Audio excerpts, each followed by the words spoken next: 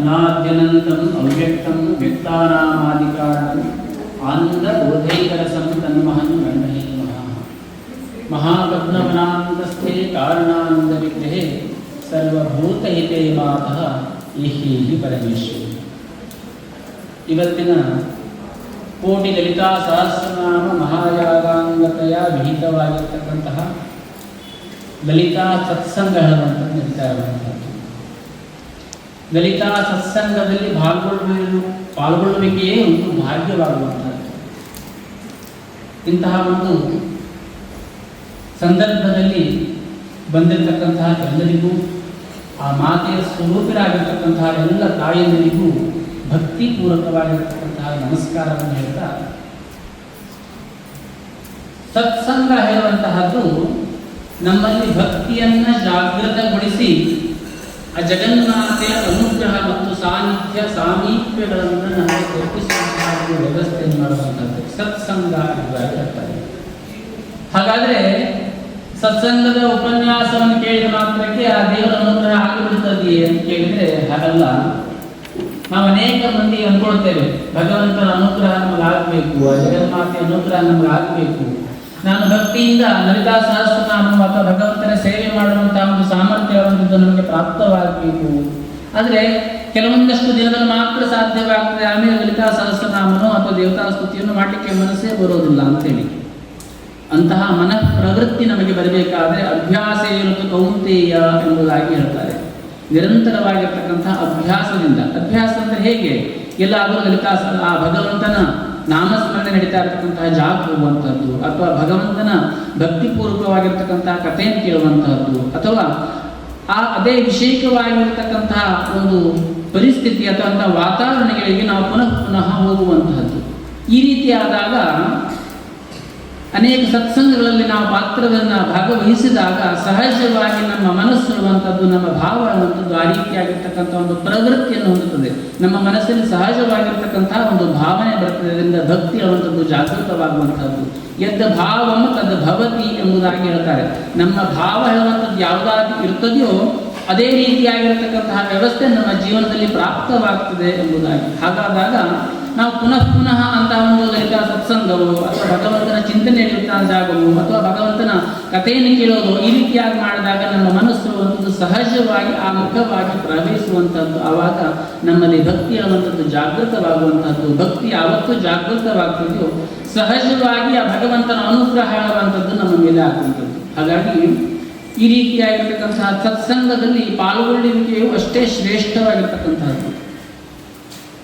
ಈ ಪ್ರಪಂಚದ ವ್ಯವಸ್ಥೆ ಹೇಗಿದೆ ಅಂತಂದರೆ, ಮಾಮದೋ ಮರ್ಕಟೋ ಮತ್ಸ್ಯೋ ಮಕಾರ ದಶಚಂಚಲಾಹ ಎಂಬುದಾಗಿ ಸತ್ಕರ್ಮಗಳಲ್ಲಿ ಸತ್ಸಂಗಗಳಲ್ಲಿ ಭಗವಂತನ ಉಪಾಸನೆಯಲ್ಲಿ ಪಾಲ್ಗೊಳ್ಳಲಿಕ್ಕೆ ನಮಗೆ ಒಂದು ಭಾಗ್ಯ ಹೇಳುವಂಥದ್ದು ಬೇಕು. ಯಾಕೆಂತಂದರೆ ಬಹಳಷ್ಟು ಕಡಿಮೆ ಜನರಿಗೆ ಮಾತ್ರ ಅಂತಹ ಒಂದು ಪ್ರವೃತ್ತಿ ಹೇಳುವಂಥದ್ದು ಉತ್ಪತ್ತಿಯಾಗುವಂಥದ್ದು. ಎಲ್ಲೋ ಒಂದು ಕಡೆ ಲೌಕಿಕ ಪ್ರಪಂಚದ ಒಂದಷ್ಟು ಕಾರ್ಯಕ್ರಮಗಳಿದೆ ಅಂತ ಹೇಳಾದ್ರೆ ನಮಗೆ ತುಂಬ ಜನಸಂಖ್ಯೆ ಕಾಣ್ತೇವೆ. ಆಧ್ಯಾತ್ಮಿಕ ವ್ಯವಸ್ಥೆಯಲ್ಲಿ ಪ್ರವೃತ್ತಿಯನ್ನು ಹೊಂದುವಂತಹ ವ್ಯವಸ್ಥಿತವಾದಂತಹ ಜನರು ತುಂಬ ಕಡಿಮೆ ಕಾಣ್ತೇವೆ. ಯಾಕೆಂತಂದ್ರೆ ಅದಕ್ಕೆ ಬರಲಿಕ್ಕೂ ಕೂಡ ಭಗವಂತನ ಅನುಗ್ರಹ ಅಥವಾ ಭಗವಂತನ ಒಂದು ಆಶೀರ್ವಾದ ಹೇಳುವಂಥದ್ದು ಬೇಕಾಗುವಂಥದ್ದು. ಆ ರೀತಿಯಾದಾಗ ಮಾತ್ರ ನಮಗೆ ಇಂತಹ ಲಲಿತಾ ಸತ್ಸಂಗವು ಅಥವಾ ಭಗವಂತನ ಉಪಾಸನೆಯ ಮಾಡುವಂತಹ ಒಂದು ಭಾಗ್ಯ ಹೇಳುವಂಥದ್ದು ಪ್ರಾಪ್ತವಾಗುವಂಥದ್ದು. ಹಾಗಾಗಿ ಇವತ್ತು ಲಲಿತಾ ಸತ್ಸಂಗಮದ ನಿಮಿತ್ತವಾಗಿ ಬಂದಿರತಕ್ಕಂತಹದ್ದು. ಲಲಿತಾ ಸಹಸ್ರನಾಮ ಯಾವ ರೀತಿಯಾಗಿ ಬಂತು ಅಂತ ಕೇಳಿದರೆ, ಒಮ್ಮೆ ಅಗಸ್ತ್ಯರು ಕಾಶಿಯಲ್ಲಿ ತಪಸ್ಸನ್ನು ಆಚರಣೆ ಮಾಡ್ತಾ ಇರ್ತಾರೆ.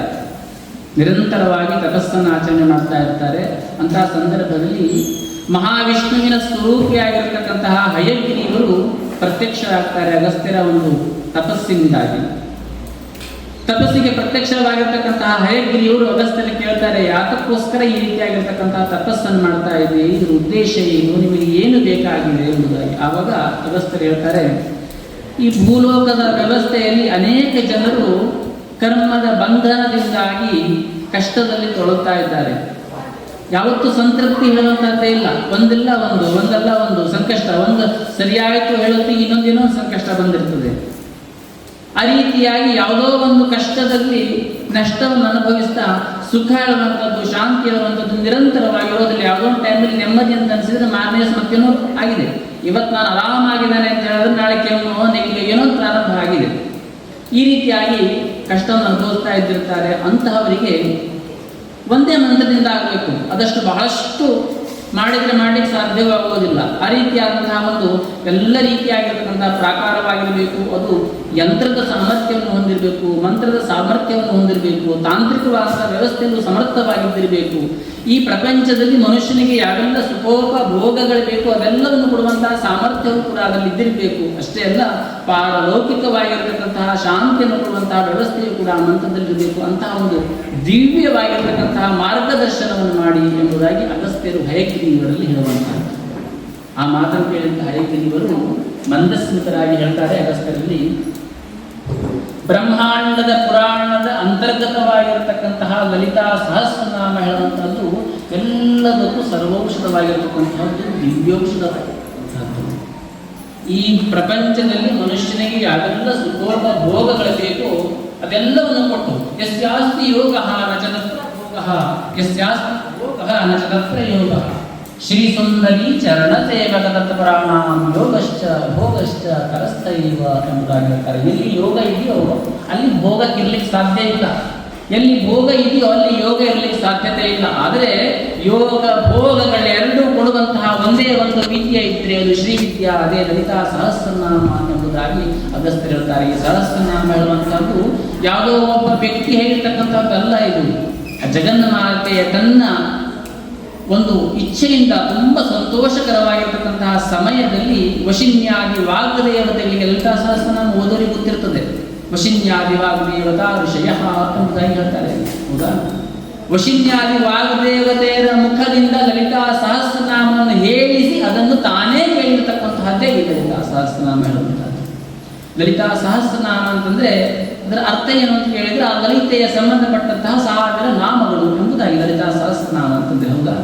ಇದು ಕೇವಲ 1000 ನಾಮಗಳಲ್ಲ, 1000 ಮಂತ್ರಗಳು. ಪ್ರತಿಯೊಂದು ಮಂತ್ರಕ್ಕೂ ಕೂಡ ಪ್ರತ್ಯೇಕವಾಗಿರತಕ್ಕಂಥ ಅಸ್ತಿತ್ವ ಇದೆ. ಪ್ರತಿಯೊಂದು ಮಂತ್ರಕ್ಕೂ ಕೂಡ ಅದರದ್ದೇ ಆಗಿರತಕ್ಕಂತಹ ಸಾಮರ್ಥ್ಯ, ಚೈತನ್ಯಗಳಿದೆ. ಹೇಗೆ ಅಂತ ಕೇಳಿದರೆ, ಯಾರೋ ಒಬ್ಬರಿಗೆ ಮದುವೆ ಆಗಲಿಲ್ಲ ಅಂತ ಹೇಳ್ಕೊಳ್ಳಿ, ಕಾಮೇಶ ಬದ್ಧಮಾಂಗಲ್ಯ ಸೂತ್ರ ಶೋಭಿತ ಕಂದರ ಎಂಬಂತಹ ನಾಮವನ್ನು ನಿರಂತರವಾಗಿ ಉಪಾಸನೆಯನ್ನು ಮಾಡೋದ್ರಿಂದ ಅವರಿಗೆ ವಿವಾಹ ಪ್ರಾಪ್ತವಾಗ್ತದೆ ಅಂತ ಶಾಸ್ತ್ರ ಹೇಳುವಂಥದ್ದು.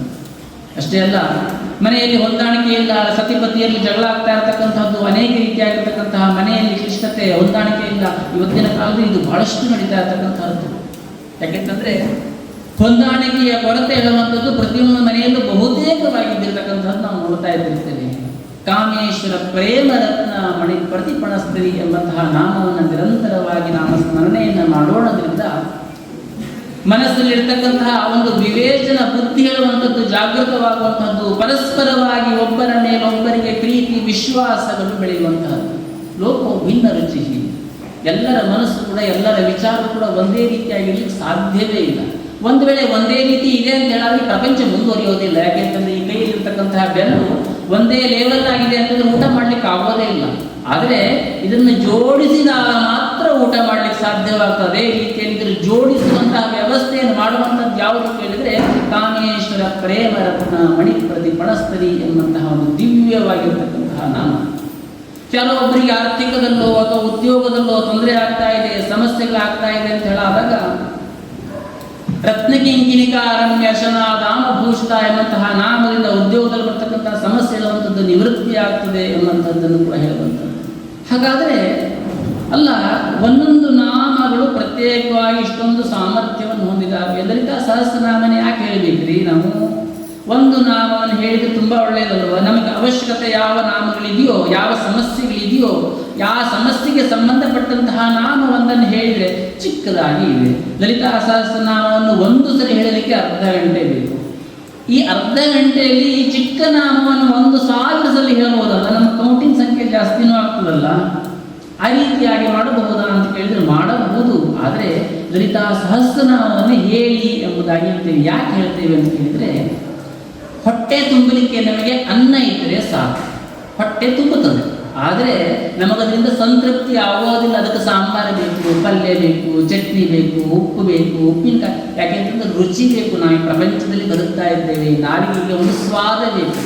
ಬರೀ ಹೊಟ್ಟೆ ತುಂಬಿದ ಮಾತ್ರಕ್ಕೆ ಸಂತೃಪ್ತಿ ಆಗೋದಿಲ್ಲ, ಹೊಟ್ಟೆ ತುಂಬಬೇಕಾ ಉದ್ದೇಶ ಹೊಟ್ಟೆ ತುಂಬುವುದು. ಆದರೂ ಸಹ ಈ ನಾಲಿಗೆ ಕೇಳುವಂಥದ್ದು ಏನು ಕೇಳ್ತದೆ? ರಸವನ್ನು ಕೇಳುತ್ತದೆ, ಟೇಸ್ಟನ್ನು ಕೇಳ್ತದೆ, ರುಚಿಯನ್ನು ಕೇಳ್ತದೆ. ಹಾಗೆ ಈ ಪ್ರಪಂಚದಲ್ಲಿ ಬದುಕಲಿಕ್ಕೋಸ್ಕರವಾಗಿ ನಮಗೆ ಮನೆ ಬೇಕು, ಸಂಸಾರ ಬೇಕು, ಮಕ್ಕಳು ಬೇಕು, ಉತ್ತಮವಾಗಿರ್ತಕ್ಕಂತಹ ಉದ್ಯೋಗ ಬೇಕು, ಅದೇ ರೀತಿಯಲ್ಲಿ ಉತ್ತಮವಾಗಿರ್ತಕ್ಕಂತಹ ಆದಾಯ ಬೇಕು. ಇಷ್ಟೇ ಇದ್ದರೆ ಸಾಕಾಗ್ತದೆ? ಇಲ್ಲ.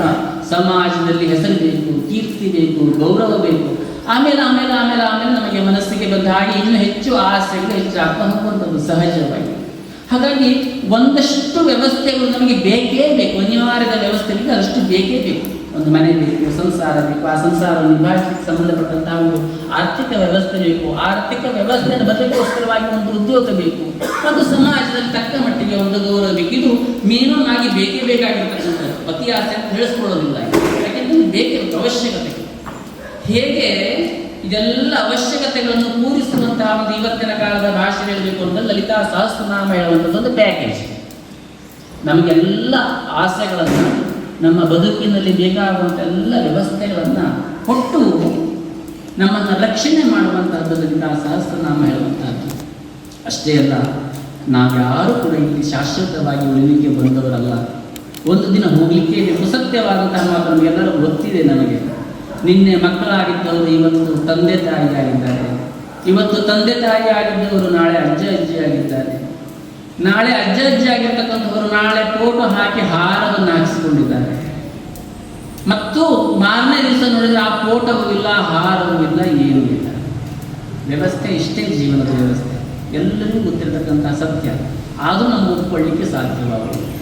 ಆದರೆ ಈ ಲಲಿತಾ ಸಹಸ್ರನಾಮ ಏನು ಮಾಡ್ತದೆ ಅಂತ ಕೇಳಿದರೆ, ಯೋಗಶ್ಚ ಭೋಗಶ್ಚ ಕರಸ್ಥ ಏವ. ನಮಗೆ ಈ ಪ್ರಪಂಚದಲ್ಲಿದ್ದಾಗ ಯಾವೆಲ್ಲ ಸುಖೋಪಭೋಗಗಳು ಬೇಕು, ನಾವು ಐಷಾರಾಮಿಯಾಗಿ ಬದುಕಲಿಕ್ಕೋಸ್ಕರವಾಗಿ ಬೇಕು, ಅದೆಲ್ಲವನ್ನು ನಮಗೆ ಕರುಣಿಸಿ ಅನುಗ್ರಹಿಸುವುದರ ಒಟ್ಟಿಗೆ ಪಾರಲೌಕಿಕವಾಗಿ ನಾವು ಇಲ್ಲಿಂದ ಹೋದ ಮೇಲೂ ಕೂಡ ನಮಗೊಂದು ಸೀಟ್ ಇದೆ.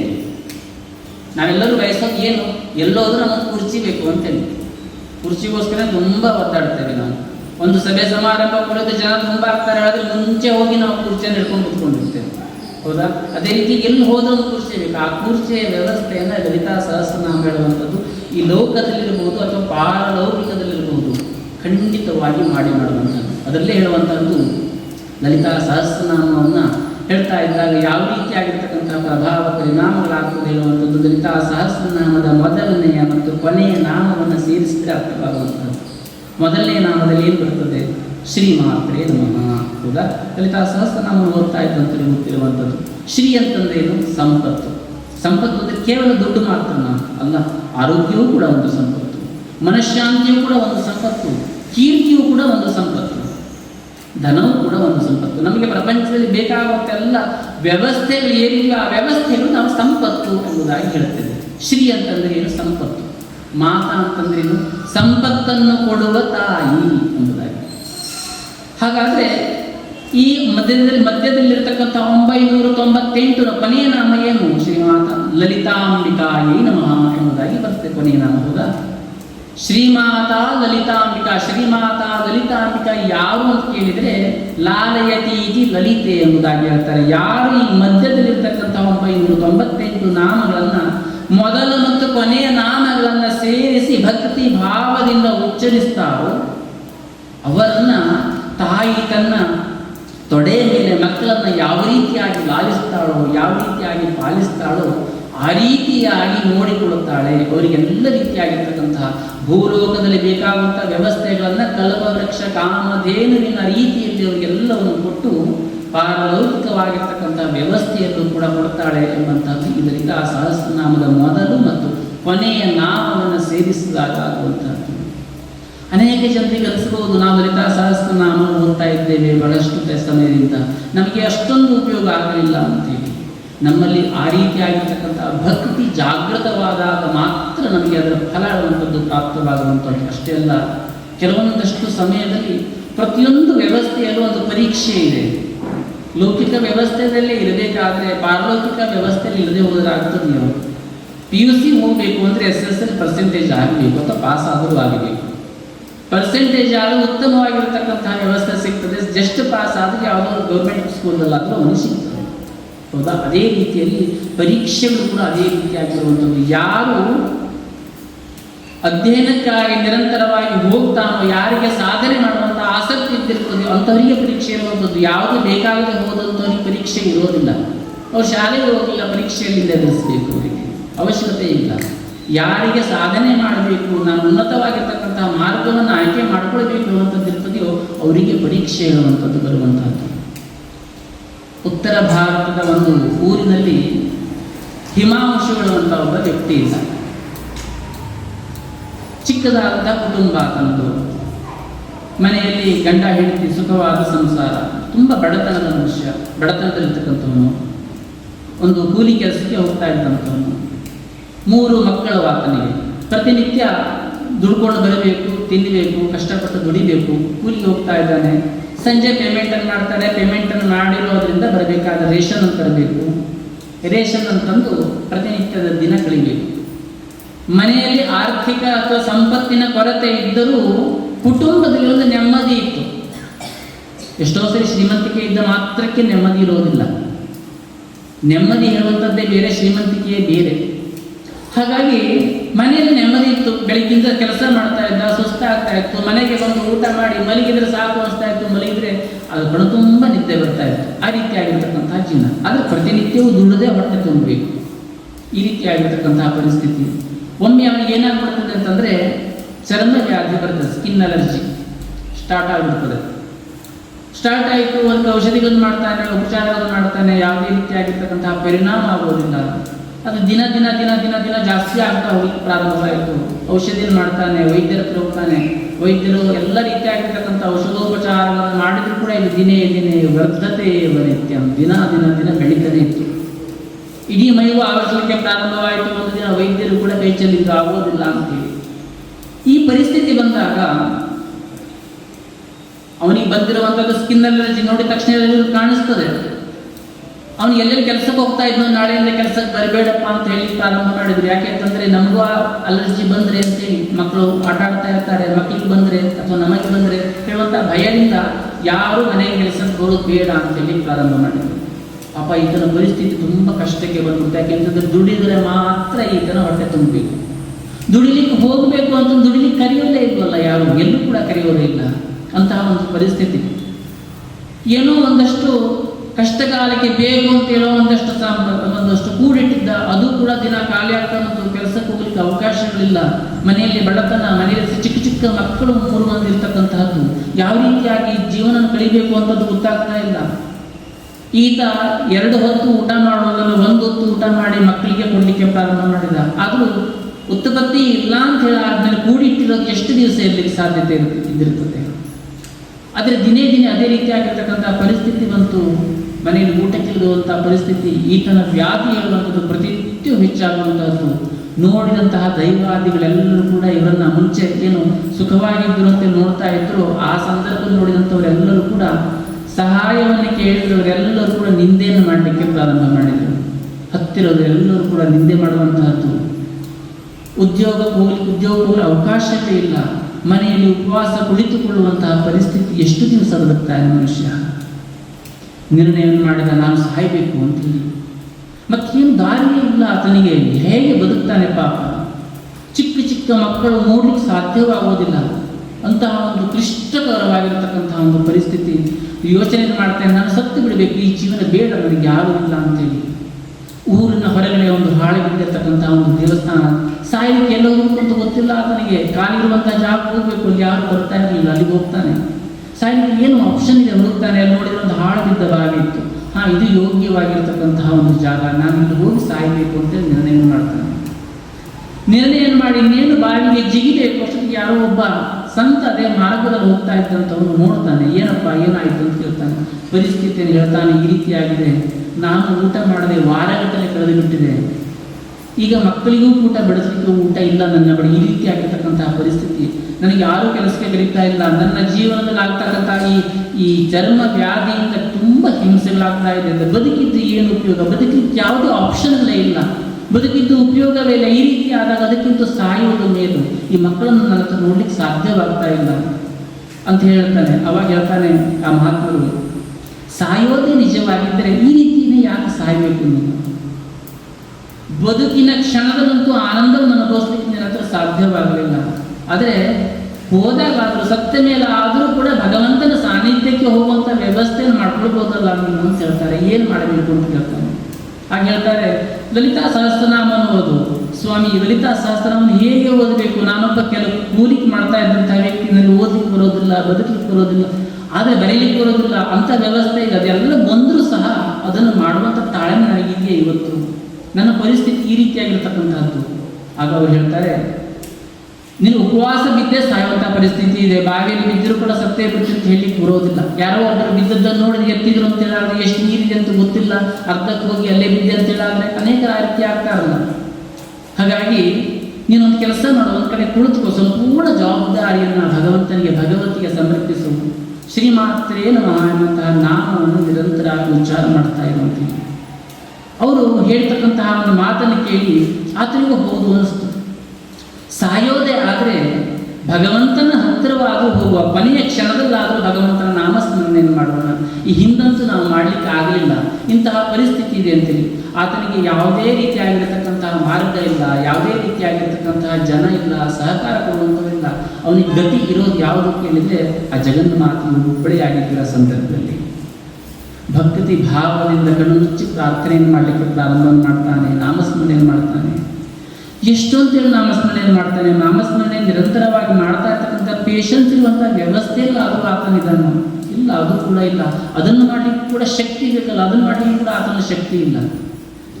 ಆದರೆ ಭಗವತಿಯಲ್ಲಿ ಪ್ರಾರ್ಥನೆ ಮಾಡ್ತಾರೆ, ನನಗೆ ಯಾರೂ ಗತಿ ಇಲ್ಲ, ನಿನ್ನೊಬ್ಬಳನ್ನು ಹೊರತುಪಡಿಸಿ ನನಗೆ ಯಾರೂ ಗೊತ್ತಿಲ್ಲ, ನೀನು ಕೈ ಬಿಡುತ್ತೆ ಅಂತೆಲ್ಲ, ಅದು ಬಿಡು, ಈ ಕ್ಷಣದಲ್ಲಿ ನನ್ನ ಜೀವನ ತಿರುಗು ಅಂತೇಳಿ ಅಳುತ್ತಾ ನಾಮಸ್ಮರಣೆಯನ್ನು ಮಾಡ್ತಾನೆ. ಅಷ್ಟೊತ್ತಿಗೆ ಸಂಜೆ ಆಗುವಂಥದ್ದು, ಕಪ್ಪಾಗಲಿಕ್ಕೆ ಪ್ರಾರಂಭವಾಗ್ತದೆ. ಮೈಯೆಲ್ಲ ಉರಿ, ಹೊಟ್ಟೆಯಲ್ಲಿ ಉರಿ, ಹಸಿವೆ ಆಗ್ತಾ ಇದೆ, ತಡಲಿಕ್ಕೆ ಆಗ್ತಾ ಇಲ್ಲ. ಇಡೀ ಮೈ ಚಿನ್ನದ ಒಂದು ಸ್ಕಿನ್ ಅಲರ್ಜಿಯಿಂದಾಗಿ ಅದು ಇಡೀ ಮೈಗೂ ವ್ಯಾಪಿಸಿರುವುದರಿಂದ ಇನ್ನೂ ಹೆಚ್ಚು ಉರಿ ಆಗ್ತಾ ಇದೆ, ತಡಲಿಕ್ಕೆ ಆಗ್ತಾ ಇಲ್ಲ. ಕಣ್ಣಲ್ಲಿ ಧಾರಾಕಾರವಾಗಿ ನೀರು ಸುರಿತಾ ಇದೆ. ಯಾಕೆಂತಂದರೆ ಇವನ ಇಂತಹ ಪರಿಸ್ಥಿತಿಯಲ್ಲೂ ಕೂಡ ಮನೆಯಲ್ಲಿ ಇಬ್ಬರು ಚಿಕ್ಕ ಚಿಕ್ಕ ಮಕ್ಕಳಿದ್ದಾರೆ, ಅವ್ರು ಹೇಗೆ ಇರಲಿಕ್ಕೆ ಸಾಧ್ಯತೆ ಉಂಟು ಅಂತೇಳಿ ಕಣ್ಣಲ್ಲಿ ಧಾರಾಕಾರವಾಗಿ ನೀರು ಸುರಿತದೆ. ಏನಾದರೂ ಒಂದು ವ್ಯವಸ್ಥೆಯನ್ನು ಮಾಡೋಣ, ಏನಾದರೂ ಒಂದು ವ್ಯವಸ್ಥೆಯನ್ನು ಮಾಡು ಅಂತೇಳಿ ಅಳ್ತಾ ಪ್ರಾರ್ಥನೆಯನ್ನು ಮಾಡ್ತಾ ಕೂತ್ಕೊಳ್ತಾನೆ. ಅಲ್ಲಿ ಕುಳಿತವನಿಗೆ ಮೈಯಲ್ಲಿ ಉರಿಯನ್ನು ತರಲಿಕ್ಕೆ ಸಾಧ್ಯವಾಗ್ತಾ ಇರಲಿಲ್ಲ. ಆ ವ್ಯಕ್ತಿಯನ್ನು ಮಾಡ್ತಾನೆ, ಹತ್ತಿರದಲ್ಲಿರ್ತಕ್ಕಂಥ ಯಾವುದೋ ಒಂದು ಗಿಡವನ್ನು ಜಜ್ಜಿ ಹಚ್ಕೊಳ್ತಾನೆ, ಅದರಿಂದ ಅದನ್ನು ತಂಪಾಗಬಹುದು ಅಂತೇಳಿ. ಸರಿ, ಅದನ್ನು ಹಚ್ಕೊಳ್ತಾನೆ. ಹಚ್ಚಿ ಹಾಗೆ ಮಲಗಿದಾಗ ಸ್ವಲ್ಪ ತಂಪು ಅನ್ನಿಸ್ತು, ಆರಾಮ ಅನ್ನಿಸ್ತು. ಅದನಿಗೆ ನಿದ್ರೆಯನ್ನು ಮಾಡ್ತಾನೆ. ರಾತ್ರಿ ಮಧ್ಯದಲ್ಲಿ ಎಚ್ಚರವಾದಾಗ ಏನೋ ಒಂದು ಪ್ರಕಾಶಮಾನವಾದಂಥ ಒಂದು ಬೆಳಕು ಅವನ ಮೈ ಮೇಲೆ ಬಿದ್ದಂಥ ಒಂದು ಅನುಭವ ಆತನಿಗೆ. ಆ ಅನುಭವ ಆಗ್ತದೆ. ಆದರೆ ಮೈಯಲ್ಲಿ ಏನೋ ಒಂದು ರೀತಿ ಆರಾಮದಾಯಕವಾಗಿ ಅನಿಸ್ತಾ ಇತ್ತು ಆತನಿಗೆ. ಮೈಯಲ್ಲೂ ಕೂಡ ಆರಾಮದಾಯಕವಾಗಿ ಅನಿಸ್ತಾ ಇತ್ತು, ಏನೋ ಪ್ರಕಾಶಮಾನವಾಗಿ ಬಿತ್ತು. ಯಾರೋ ಹೋಗೋರು, ಶಿಕಾರಿಗೆ ಬಂದವರು ಇದ್ದಿರ್ತಾರಲ್ಲ, ಬೇಟೆಗೆ ಬಂದವರು ಇದ್ದಿರ್ತಾರೆ, ಯಾರೋ ಬ್ಯಾಟ್ರಿ ಬೆಳಕು, ಟಾರ್ಚ್ ಬೆಳಕನ್ನು ಮಾಡಿರಬೇಕು ಅಂತ ಅಂದ್ಕೊಳ್ತಾನೆ. ಹಾಗೆ ಅಂದ್ಕೊಳ್ತಾನೆ.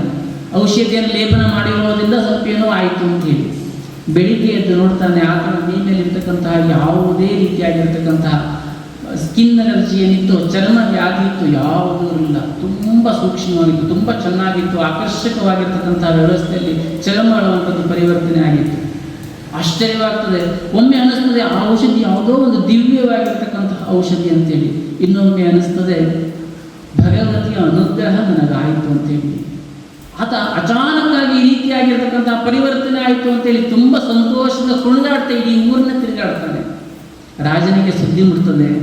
ರಾಜನ ಆಸ್ಥಾನಕ್ಕೆ ಕರೆಸುವಂತಹದ್ದು.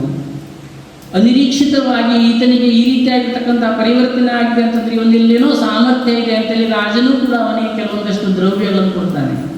ಶ್ರೀಮಂತಿಗೆ ಕೂಡ ಬರುವಂಥದ್ದು. ಇವತ್ತಿಗೂ ಕೂಡ ಇನ್ನು ಅಚಾನಕ್ಕಾಗಿ ನನಗೆ ಈ ರೀತಿ ಆಯಿತು ಅಂತ ಹೇಳುವಂಥ ಒಂದು ಮಾತನ್ನು ಮೊದಲಿಗೆ ಉದ್ಗಾರ ಮಾಡಿರೋದ್ರಿಂದ ಆತನಿಗೆ ಅಚಾನಕ್ ಬಾಬಾ ಅಂತ ಹೇಳಿ ಕರೀತಾರೆ. ವಾಸ್ತವಿಕವಾಗಿರ್ತಕ್ಕಂಥ ಘಟನೆ ಇದೆ ಉತ್ತರ ಭಾರತದಲ್ಲಿ. ಋಷಿಕೇಶವು ಅಥವಾ ಹರಿದ್ವಾರಕ್ಕೆ ಹೋದರೆ ಅಚಾನಕ್ ಬಾಬಾ ಆಶ್ರಮ ಅಂತಲೇ ಇದೆ. ಅವತಾರಿ ಬಾಬಾ, ಸನ್ಯಾಸಿ ಬಾಬಾ, ಈ ರೀತಿಯಾಗಿ ಆಶ್ರಮಗಳು ಏನಿದೆಯಲ್ಲ ಅದೇ ರೀತಿಯ ಅಚಾನಕ್ ಬಾಬಾ ಹೇಳುವಂಥ ಒಂದು ಆಶ್ರಮವೂ ಇದೆ. ವಾಸ್ತವಿಕವಾಗಿರ್ತಕ್ಕಂತಹ ಘಟನೆ. ಹೀಗೆ ಯಾವ ಮನುಷ್ಯನಿಗೆ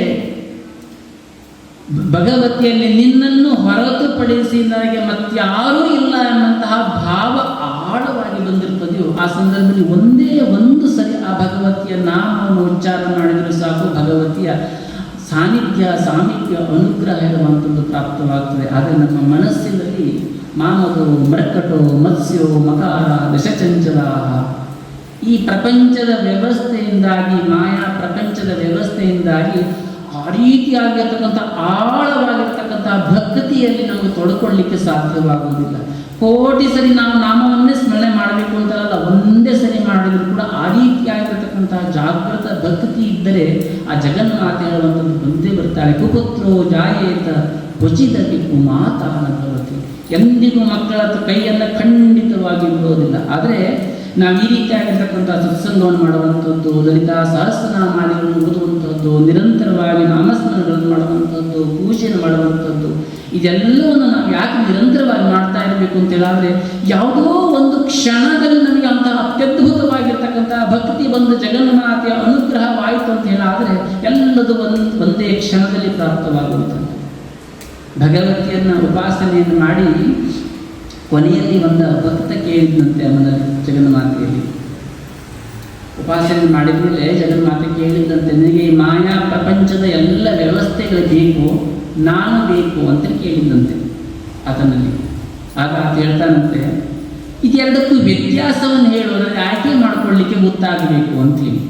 ಇದೆರಡರಲ್ಲೂ ವ್ಯತ್ಯಾಸವನ್ನು ಹೇಳು, ನನಗೆ ಆಯ್ಕೆ ಮಾಡಿಕೊಳ್ಳಿಕ್ಕೆ ಗೊತ್ತಾಗಬೇಕು ಅಂತೇಳಿ. ಆಗ ಆ ಮಾತೆ ಆತನ ಹೇಳುವಂಥದ್ದು, ನೀನೇ ಕುಣಿಬೇಕು ಅಂತ ಹೇಳಾದರೆ ಪ್ರಪಂಚದಲ್ಲಿ, ನೀನೇ ಸರ್ಕಸ್ ಮಾಡಬೇಕು ಅಂತ ಹೇಳಾದರೆ ಈ ಮಾಯಾ ಪ್ರಪಂಚವನ್ನು ಆಯ್ಕೆ ಮಾಡಬೇಕು. ನನ್ನನ್ನು ಕುಣಿಸಬೇಕು ಅಂತ ಹೇಳಾದರೆ ನನ್ನ ನಾಮವನ್ನು ಆಯ್ಕೆ ಮಾಡಬೇಕು ಅಂತೇಳಿ.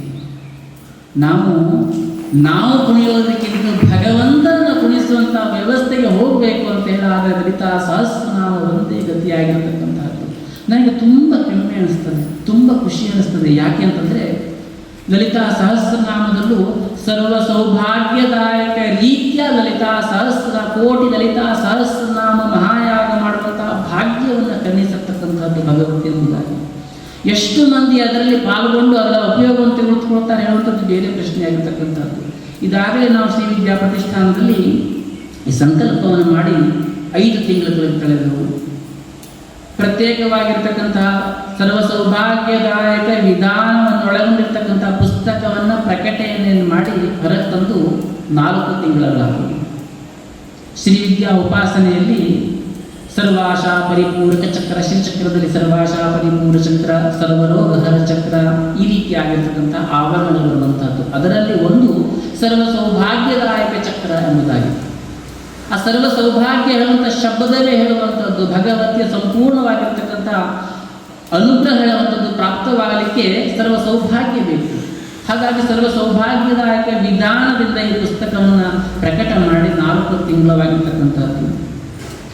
ಇದಾಗಲೇ ಸುಮಾರು ಒಂದು 3,500-4,000 ಜನ ನಿರಂತರವಾಗಿ ಪಾಲ್ಗೊಂಡು ಲಲಿತಾ ಸಹಸ್ರನಾಮ ಪಾರಾಯಣ ಮಾಡ್ತಾ ಇದ್ದಾರೆ. ಮಾಡ್ತಾ ಇದ್ದಂಥ ಇಲ್ಲಿದ್ದಾಗ ಎಷ್ಟು ಮಂದಿ ಮಾಡ್ತಾ ಇದ್ದೀರಿ ಕೇಳಿಕ್ಕೆ ನೋಡೋಣ? 4-5 ಮಂದಿ ಇದ್ದೀರಿ. ಲಲಿತಾ ಸಹಸ್ರನಾಮವನ್ನು ಎಷ್ಟು ಮಂದಿ ಮಾಡ್ತಾ ಇದ್ದೀರಿ? ಸರ್ವ ಸೌಭಾಗ್ಯದಾಯಕ ವಿಧಾನದಲ್ಲಿ 4-5 ಮಂದಿ ಸೇರಿದ್ದೀರಿ. ಬೇರೆಯವರು ಸಹಸ್ರನಾಮ ಮಾಡ್ತಾ ಇದ್ದೀರಿ. ಬಹಳಷ್ಟು ಸಂಖ್ಯೆಯ ಜನ ಲಲಿತಾ ಸಹಸ್ರನಾಮ ಪಾರಾಯಣವನ್ನು ಮಾಡ್ತಾ ಇದ್ದಾರೆ. ಇರಲಿ, ತೊಂದರೆ ಇಲ್ಲ. ಈ ವಿಧಾನದಿಂದ ಪಾಲ್ಗೊಂಡು ಇಷ್ಟು ದಿನ ಆಗಿರ್ತಕ್ಕಂಥದ್ದು 4,000ಕ್ಕೂ ಮೇಲ್ಪಟ್ಟು ಜನ ಇದಾಗಲೇ ಈ ಮಹಾಯಾಗದಲ್ಲಿ ಪಾಲ್ಗೊಂಡಿರ್ತಕ್ಕಂಥದ್ದು. ನನಗೆ ಬಹಳ ಸಂತೋಷ ಮತ್ತು ಹೆಮ್ಮೆ ಆಗ್ತಾ ಇರ್ತಕ್ಕಂಥದ್ದು ಯಾಕೆ ಅಂತ ಕೇಳಿದರೆ, ಕೆಲವೊಬ್ಬರು ಸ್ವಾಮಿ ನಾವು 20 ವರ್ಷದಿಂದ ಲಲಿತಾ ಸಹಸ್ರನಾಮ ಪಾರಾಯಣವನ್ನು ಮಾಡ್ತಾ ಇದ್ದೀವಿ, ಆದರೆ 4 ತಿಂಗಳಿಂದ ಈ ಮಹಾಯಾಗದಲ್ಲಿ ಪಾಲ್ಗೊಂಡು ಸರ್ವ ಸೌಭಾಗ್ಯದಾಯಕ ರೀತಿಯ ಲಲಿತಾ ಸಹಸ್ರನಾಮ ಪಾರಾಯಣ ಮಾಡಲಿಕ್ಕೆ ಪ್ರಾರಂಭ ಮಾಡಿದ್ವಿ. ಏನೋ ಒಂದು ರೀತಿಯಾಗಿರ್ತಕ್ಕಂಥ ಅನುಭವ ಆಗ್ತಾ ಇದೆ. ಮನೆಯಲ್ಲಿ ಏನೋ ಒಂದು ವಾತಾವರಣ ಪರಿವರ್ತನೆ ಆಗ್ತಾ ಇದೆ. ಮನೆಯಲ್ಲಿ ಮುಂಚಿನ ವಾತಾವರಣಕ್ಕೂ ಇವತ್ತಿನ ವಾತಾವರಣಕ್ಕೂ ಮುಂಚಿರುವಂತಹ ವೈಬ್ರೇಷನ್ಗೂ ಇವತ್ತಿರುವಂತಹ ವೈಬ್ರೇಷನ್ಗೂ ಸಮಾಧಾನವಾಗಿರ್ತಕ್ಕಂಥ ವ್ಯವಸ್ಥೆಗೂ ತುಂಬ ವ್ಯತ್ಯಾಸ ಆಗ್ತಾ ಇದೆ ಅಂತ ಹೇಳ್ತಾ ಇದ್ದಾರೆ. ಅನೇಕ ಜನರು ನಾವೇನೋ ಒಂದು ಸಂಕಲ್ಪವನ್ನು ಇಟ್ಕೊಂಡಿದ್ದೀವಿ, ವಿಶೇಷವಾಗಿರ್ತಕ್ಕಂಥ ಸಂಕಲ್ಪ ಇಟ್ಕೊಂಡು ಈ ಲಲಿತಾ ಸರ್ವ ಸೌಭಾಗ್ಯದಾಯಕ ವಿಧಾನವನ್ನು ಮಾಡಲಿಕ್ಕೆ ಪ್ರಾರಂಭ ಮಾಡಿದ್ವಿ. ಪ್ರತಿನಿತ್ಯವೂ ಕೂಡ ನಾವು ಊಟ ಬಿಟ್ಟರು ಕೂಡ ಇದನ್ನು ಬಿಡೋದಿಲ್ಲ. ನಮ್ಮಂತಹ ಒಂದು ಭಾವ ಬರಬೇಕು, ನೆನಪಿಟ್ಟುಕೊಳ್ಳಿ.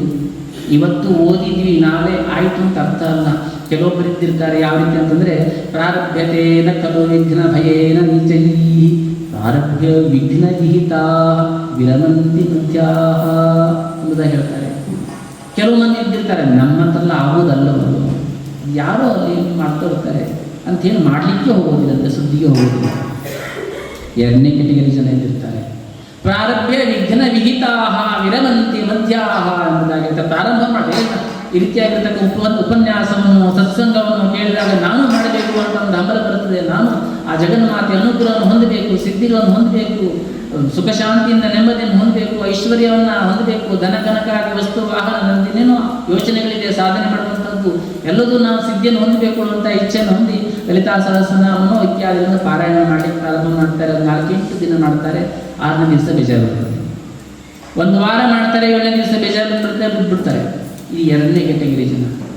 ಪ್ರಾರಭ್ಯ ವಿಘ್ನ ವಿಹಿತಾಹ ವಿರಮಂತಿ ಮಧ್ಯಾಹ ವಿಘ್ನೈ ಪುನರಪಿ ಪ್ರತಿಹನ್ಯಮಾನಃ ಪ್ರಾರಭ್ಯ ಉತ್ತಮ ಜನಾಹ ನವರಿತ್ಯಜಂತಿ. ಯಾರು ಉತ್ತಮ ಜನರು ಅಂತ ಕೇಳಿದರೆ, ಒಮ್ಮೆ ಪ್ರಾರಂಭವನ್ನು ಮಾಡಿದ ಮೇಲೆ ಏನೇ ವಿಘ್ನಗಳು ಬರಲಿ, ಏನೇ ವಿಘ್ನಗಳು ಬಂದರೂ ಸಹ ಅದನ್ನು ಮಾತ್ರ ಬಿಡೋದಿಲ್ಲ.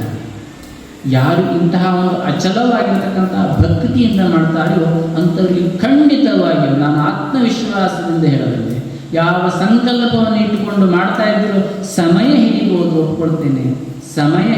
ಒಪ್ಕೊಳ್ತೇನೆ, ಆದರೆ ಕೈ ಮಾತ್ರ ಖಂಡಿತವಾಗಿ ಬಿಡುವುದಿಲ್ಲ. ಎಂತಹದ್ದೇ ಪರಿಸ್ಥಿತಿಗಳ ಬರಲಿ, ಕಷ್ಟ ಬರ್ಬೋದು, ಭಗವಂತನಲ್ಲಿ ನಾವು ಪ್ರಾರ್ಥನೆ ಮಾಡಬೇಕಾದ್ರೆ ಹೇಳಬೇಕಂತ ಏನು ಕೇಳಬೇಕು ಅಂತ ಹೇಳ್ತಾರೆ ಹಿರಿಯರು.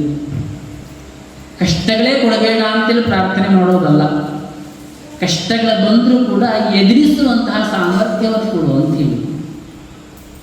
ಇದು ಬುದ್ಧಿವಂತಿಕೆಯಾದಂತಹ ವ್ಯವಸ್ಥೆ. ಯಾಕೆಂತಂದರೆ ಕಷ್ಟಗಳೇ ಬರಬೇಡ ಅಂತಂದ್ರೆ ಮನುಷ್ಯ ಸ್ಥಿತಿ ಇದೆ, ಪ್ರಪಂಚ ಒಂದು ಹಂತದವರಿಗೆ ಮಾತ್ರ, ಅದರ ನಂತರದಲ್ಲಿ ಬರಲೇಬೇಕು, ಪ್ರಾಕೃತಿಕವಾಗಿರ್ತಕ್ಕಂಥದ್ದು. ಆದರೆ ಕಷ್ಟವನ್ನು ಎದುರಿಸುವಂತಹ ಸಾಮರ್ಥ್ಯ ಬಂತು ಆದರೆ ಯಾವುದು ಬಂದರೂ ಯಾವ ಕ್ಷಣದಲ್ಲಿ ಬೇಕಾದ್ರೂ ಎದುರಿಸ್ತಾನೆ, ಅವನಿಗೆ ಕಷ್ಟ ಅಂತ ಅನ್ನಿಸೋದೇ ಇಲ್ಲ ಆತನಿಗೆ. ಅಂತಹ ವ್ಯವಸ್ಥಿತವಾದಂತಹ ರೂಪವನ್ನು ಕೊಡುವುದಾಗಿ ಪ್ರಾರ್ಥಿಸಬೇಕಂತೆ. ಹಾಗಾಗಿ ನಿರಂತರವಾಗಿ ಲಲಿತಾ ಸಹಸ್ರನಾಮ ಪಾರಾಯಣವನ್ನು ಮಾಡಿದಾಗ ಜಗನ್ನಾಥೆಯ ಅನುಗ್ರಹ ಹೇಳುವಂಥದ್ದು ಖಂಡಿತವಾಗಿ ನಮಗೆ ಆಗೇ ಆಗುವಂಥದ್ದು. ಆದರೆ ನಮ್ಮಲ್ಲಿ ನಿರಂತರವಾಗಿ ಮಾಡುವಂತಹ ಭಕ್ತಿ ಮತ್ತು ಶ್ರದ್ಧೆ ಹೇಳುವಂಥದ್ದು ಬೇಕಾಗುವಂಥದ್ದು. ಹಾಗಾಗಿ ಶ್ರೀ ವಿದ್ಯಾ ಪ್ರತಿಷ್ಠಾನದಲ್ಲಿ ಸಂಕಲ್ಪಿತವಾಗಿರತಕ್ಕಂತಹ ಕೋಟಿ ಲಲಿತಾ ಸಹಸ್ರನಾಮ ಮಹಾಯಾಗದಲ್ಲಿ ತಾವೆಲ್ಲರೂ ಕೂಡ ಭಗವತಿಯ ಅನುಗ್ರಹ ಪ್ರಾಪ್ತವಾಗುವಂತಹ ಒಂದು ಯಾರಿಗೂ ಆಸೆ ಆಕಾಂಕ್ಷೆಗಳಿದೆಯೋ ಅವರೆಲ್ಲರೂ ಸಹ ಸರ್ವ ಸೌಭಾಗ್ಯದಾಯಕ ರೀತಿಯ ಲಲಿತಾ ಸಹಸ್ರನಾಮ ಪಾರಾಯಣವನ್ನು ಪ್ರತಿನಿತ್ಯವೂ ಕೂಡ ಮಾಡಿ ಭಗವತಿಯ ಅನುಗ್ರಹಕ್ಕೆ ಪಾತ್ರರಾಗಿ ಎಂಬುದಾಗಿ ಹೇಳ್ತಾ, ಲಲಿತಾ ಸಹಸ್ರನಾಮವನ್ನು ಪ್ರತಿನಿತ್ಯವೂ ಹೀಗೆ ಪಾರಾಯಣ ಮಾಡುವುದಕ್ಕೂ ಕೋಟಿ ಲಲಿತಾ ಸಹಸ್ರನಾಮ ಮಹಾಯಾಗದಲ್ಲಿ ಪಾಲ್ಗೊಂಡು ಲಲಿತಾ ಸಹಸ್ರನಾಮ ಮಾಡುವುದಕ್ಕೂ ವ್ಯತ್ಯಾಸ ಏನು ಹೇಳುವಂಥದ್ದನ್ನು ಒಂದೇ ಮಾತಿನಲ್ಲಿ ಹೇಳಿ ಮುಗಿಸ್ತೇನೆ ನನ್ನ ಮಾತನ್ನು. ಪ್ರತಿನಿತ್ಯ ನಾವು ಮಾಡೋದ್ರಿಂದ ನಾವೊಬ್ಬರು ಒಂದು ಪಾರಾಯಣವನ್ನು ಮಾಡ್ತಾ ಇದ್ದಿರ್ತೇವೆ. ಕೋಟಿ ಲಲಿತಾ ಸಹಸ್ರನಾಮ ಅಂತಂದರೆ ಇಲ್ಲಿ ಆಗುವಂಥದ್ದು 1 ಕೋಟಿ ಸ್ತೋತ್ರ ಸಹಸ್ರನಾಮ, 1 ಕೋಟಿ ನಾಮಾವಳಿ ಅಲ್ಲ. ಅಂದರೆ ಟೋಟಲಿ ಆಗುವಂಥದ್ದು 1,000 ಕೋಟಿ ಆಗ್ತದೆ. ಯಾವತ್ತೂ ಒಂದನ್ನು ನೆನಪಿಟ್ಕೊಳ್ಳಿ, ಒಬ್ಬನೇ ಮಾಡಲಾರದೆ ಹೋಗಿರ್ತಕ್ಕಂತಹ ಕೆಲಸವನ್ನು 10 ಜನ ಸೇರಿ ಮಾಡಬಹುದು. ಅದಕ್ಕೂ ಕ್ಲಿಷ್ಟಕರವಾಗಿರ್ತಕ್ಕಂತಹ ಕೆಲಸವನ್ನು 1000 ಮಂದಿ ಸೇರಿ ಮಾಡಬಹುದು. ಎಲ್ಲಿ ಒಗ್ಗಟ್ಟಿರ್ತದೆಯೋ ಅಲ್ಲಿ ಬಲ ಇದ್ದಿರ್ತದೆ. ಎಲ್ಲಿ ಸಾಮೂಹಿಕವಾಗಿ ನಾವು ಸೇರಿ ಮಾಡ್ತೇವೆಯೋ, ಸಾಮೂಹಿಕವಾಗಿ ಅಂತಂದರೆ ಎಲ್ಲ ಇದೇ ರೀತಿ ಸೇರಿ ಮಾಡ್ತೇವೆ ಅಂತ ಅರ್ಥ ಅಲ್ಲ. ಆ ಸಮಯದಲ್ಲಿ ಅದೇ ವಿಧಾನದಲ್ಲಿ ಬಹಳಷ್ಟು ಮನೆಗಳಲ್ಲಿ ನಡೀತಾ ಇರ್ತದೆ. ಬಹಳಷ್ಟು ಮನೆಗಳಲ್ಲಿ ಅದೇ ಸಮಯದಲ್ಲಿ ನಡೀತಾ ಇರೋದ್ರಿಂದ ನಾವು ಮಾಡ್ತಕ್ಕಂಥ ಕೆಲವೊಂದಷ್ಟು ದೋಷಗಳು ಹೋಗ್ತಾ ಇದ್ದಿರ್ತದೆ. ಅದರ ಸಂಪೂರ್ಣವಾಗಿರ್ತಕ್ಕಂಥ ಫಲ ನಮಗೆ ಪ್ರಾಪ್ತವಾಗಿರ್ತದೆ. ಹೇಗೆ ಅಂತ ಕೇಳಿದರೆ, ಒಂದೊಮ್ಮೆ ಒಂದು ದಿನ ನಮಗೆ ಮಾಡಲಿಕ್ಕೆ ಸಾಧ್ಯ ಆಗಲಿಲ್ಲ ಅಂತಂದ್ರೆ ಅದೇ ವಿಧಾನದಲ್ಲಿ ಒಟ್ಟಿಗೆ ನಮ್ಮ ವಿಧಾನದಲ್ಲಿ ಮಾಡ್ತಾ ಇರ್ತಕ್ಕಂಥ ಇನ್ನೊಬ್ಬ ವ್ಯಕ್ತಿ ಮಾಡ್ತಾ ಇದ್ದಿರ್ತಾನೆ. ಅದರ ಫಲಪ್ರಾಪ್ತಿಯು ಕೂಡ ನಮಗೆ ಆಗುವಂಥದ್ದು. ಕೊನೆಯದಾಗಿ ಬಹಳ ಮುಖ್ಯವಾಗಿದ್ದಿರ್ತಕ್ಕಂಥದ್ದು, ನಾವು ಸಹಜವಾಗಿ ಪಾರಾಯಣವನ್ನು ಮಾಡಿದಾಗ ಅದಕ್ಕೆ ಹೋಮ ಆಗೋದಿಲ್ಲ. ಈ ಕೋಟಿ ಲಲಿತಾ ಸಹಸ್ರನಾಮ ಮಹಾಯಾಗದಲ್ಲಿ ಪಾಲ್ಗೊಂಡು ನಾವು ಲಲಿತಾ ಸಹಸ್ರನಾಮವನ್ನು ಈ ವಿಧಾನದಲ್ಲಿ ಮಾಡಿದಾಗ ಕೊನೆಯಲ್ಲಿ ಇದಕ್ಕೆ ಹೋಮವಾಗ್ತದೆ. ಇದು ಬಹಳ ಮುಖ್ಯವಾಗಿದ್ದಿರತಕ್ಕಂಥ ಮಾತು. ನಿಮ್ಮೆಲ್ಲರೂ ನಾನು ಕೊನೆಯದಾಗಿ ಕಿವಿ ಮಾತನ್ನು ಹೇಳುವಂಥದ್ದು ಒಂದೇ, ದಿನದ 24 ತಾಸುಗಳಲ್ಲಿ ನಾವು ಎಲ್ಲ ಕೆಲಸಗಳನ್ನು ಮಾಡ್ತಾ ಇದ್ದಿರ್ತೀವಿ. ಏನು ಪಾಪವನ್ನು ಮಾಡಿರ್ತೀವಿಯೋ, ಪುಣ್ಯವನ್ನು ಮಾಡಿರ್ತೀವಿಯೋ, ಅನಿವಾರ್ಯತೆಯೋ ಅನಿರೀಕ್ಷತೆಗೋ, ಅವಶ್ಯಕತೆ ಇದ್ದೋ ಇಲ್ಲದಿನೋ ಸುಳ್ಳನ್ನು ಹೇಳಿದ್ದಿರ್ತೇವೆಯೋ, ಏನೆಲ್ಲ ಆಗ್ತಾ ಇದ್ದಿರ್ತದೆ ಗೊತ್ತಿಲ್ಲ ನಮಗೆ. ಕೆಲವೊಂದು ಸರಿ ನಮಗೆ ಗೊತ್ತಿದ್ದು ತಪ್ಪಾಗಿರ್ತದೆ, ಕೆಲವೊಂದು ಸರಿ ನಿಮ್ಗೆ ಗೊತ್ತಿರಲಾರದೆ ತಪ್ಪಾಗಿದ್ದಿರ್ತದೆ. ಲೌಕಿಕ ಜಂಜಾಟದಲ್ಲಿ ನಿಂತಿರ್ತೇವೆ. 24 ತಾಸುಗಳಲ್ಲಿ ಪ್ರತಿನಿತ್ಯವೂ ಕೂಡ ಕೇವಲ 24 ನಿಮಿಷಗಳನ್ನು ಇದಕ್ಕೆ ಮೀಸಲಾಗಿದೆ. ಸರ್ವ ಸೌಭಾಗ್ಯದಾಯಕ ಲಲಿತಾ ಸಹಸ್ರನಾಮಕ್ಕೋಸ್ಕರವಾಗಿ ಪ್ರತಿನಿತ್ಯ ಕೇವಲ 24 ನಿಮಿಷಗಳನ್ನು ನೇಮಿಸಲಾತೀರಿ. ನಿಮ್ಮ ಜೀವನದಲ್ಲಿ ಒಂದು ಅತ್ಯದ್ಭುತವಾಗಿರ್ತಕ್ಕಂತಹ ಪರಿವರ್ತನೆ ಆಗ್ತದೆ ಹೇಳುವಂಥದ್ದು ನನಗೆ ಆತ್ಮವಿಶ್ವಾಸ ಇದೆ. ಖಂಡಿತವಾಗಿಯೂ ಆಗ್ತದೆ. ಅಷ್ಟೇ ಅಲ್ಲ, ಉತ್ತರೋತ್ತರ ಅಭಿವೃದ್ಧಿಯೂ ಕೂಡ ಆಗುವಂತಹದ್ದು.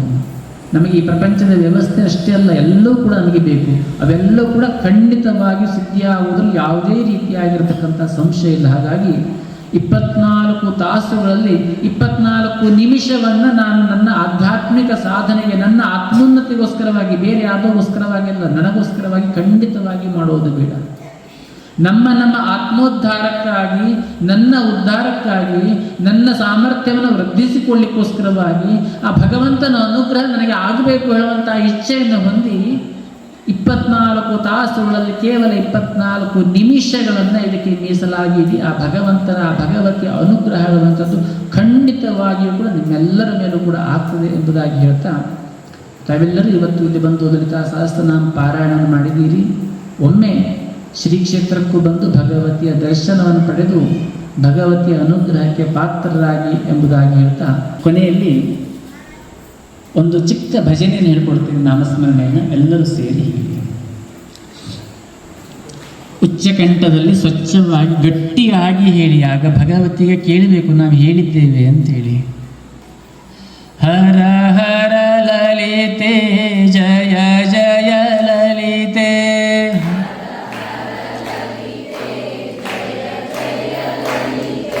ಹರ ಹರ ಲಲಿತೆ ಜಯ ಜಯ ಲಲಿತೆ,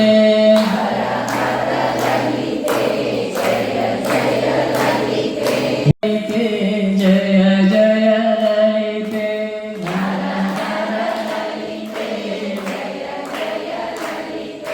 ಹರ ಹರ ಲಲಿತೆ ಜಯ ಜಯ ಲಲಿತೆ,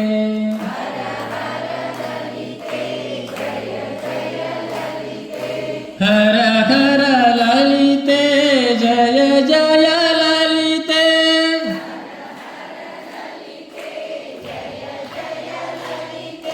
ಹರ ಹರ ಲಲಿತೆ ಜಯ ಜಯ ಲಲಿತೆ,